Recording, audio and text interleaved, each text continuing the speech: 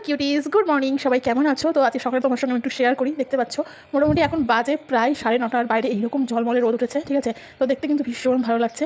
আর হ্যাঁ, তোমরা কমেন্ট করে জানাও তোমাদের বৃষ্টি না রোদ বেশি ভালো লাগে। তো হাতে মেহেন্দিগুলো অলমোস্ট উঠে গেছে। আর এই ব্রেসলেটটা আমি কদিন ধরে খুব ব্যবহার করছি, মানে দেখতেই পাচ্ছ সমস্ত ভিডিওতেই। আর এই হচ্ছে ব্যাপার, সকালবেলা উঠে ফ্রেশ হয়ে নিয়েছি। আর আমার কোনো স্কিন কেয়ার নেই, যা দেখছো নর্মাল সব জিনিসপত্র। তো অলমোস্ট কিন্তু মেহেন্দিটা উঠেই গেছে। আর দেখতে পাচ্ছ এইরকম। আর আমি যে চুলটা কেটেছিলাম, তো এখন মেনলি চুল কাটার অনেকদিন পরে বেশ রেজাল্টটা সুন্দর আসে। তো কেমন লাগছে অবশ্যই জানিও, ঠিক আছে? আর সত্যি কথা বলতে সকালবেলা এরকম একটা ছোট্ট মিনি ব্লগ শেয়ার করতে পারে ভীষণ ভালো লাগলো। আর আমার এই চ্যানেলটাতে আমি ইদানিং ছোটো ছোটো করে তোমার সঙ্গে ব্লগগুলো শেয়ার করার চেষ্টা করছি আর কি।